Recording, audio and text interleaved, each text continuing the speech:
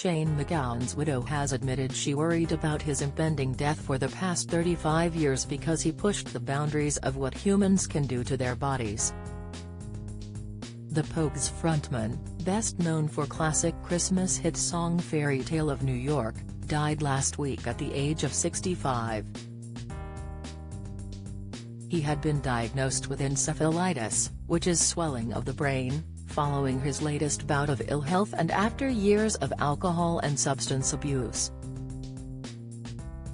Now Victoria Mary Clark says that she'd been anxious about losing her hell-raising husband for so long that, in the event, it hasn't been as bad as she thought. She explained, "The biggest fear you probably have is that you're going to lose a loved one. And it's going to happen, you can't really get around that. I know that, for me, I spent many years, probably at least 35 years, worrying about losing Shane because he just pushed the boundaries so much of what humans can do to their bodies. So I dreaded that, and I thought that I would fall apart, I thought I would die, I thought I would not be able to speak, I thought I'd be comatose or on drugs myself or something like that." Speaking to Good Morning Britain, she explained, "I just want you all to know that it's not as bad as you think it's going to be. And there's a huge amount of love that comes your way when you lose someone that you didn't really expect. And in my case, I've been overwhelmed by how much love and support there is." Fairy Tale of New York is now battling to score the coveted Christmas #1 spot. Despite being hugely popular, the song, performed by MacGowan and the late Kirsty MacColl, has never topped the charts since its original release in 1987. Dublin-born Victoria, a writer and music journalist, said that if it gets to #1 now, she doesn't think MacGowan would be bitter that it didn't happen while he was alive.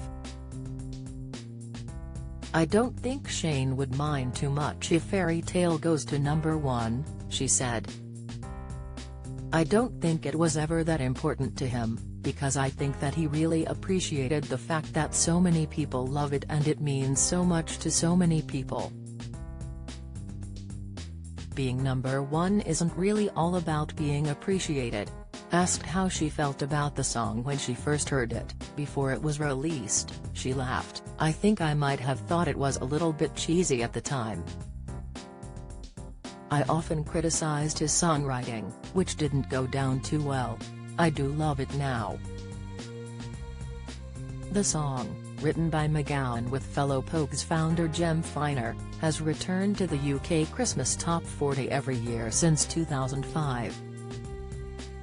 Victoria, 57, first met MacGowan when she was just 16 and said she'd loved watching him perform, confessing, "It wasn't always easy, as you will know, because he pushed the boundaries and he was reckless and he was very unconventional. It was like watching a racing driver and not knowing if they were going to crash, watching him going on stage."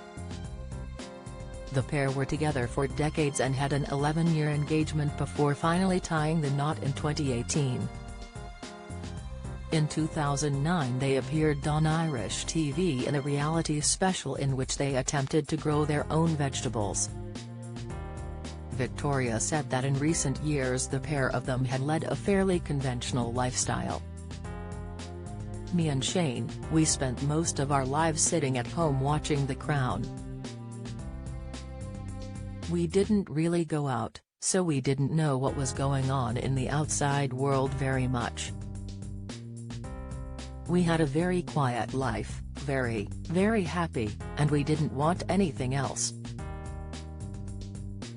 We just wanted to sit here together watching telly," she said. MacGowan, who was heavily influenced by Irish folk music, was born in Kent to Anglo-Irish parents. His funeral will be held in Neenah, County Tipperary, on Friday and will be open to the public. The cremation will be private. Follow Mirror Celebs on Snapchat, Instagram, Twitter, Facebook, YouTube and Threads.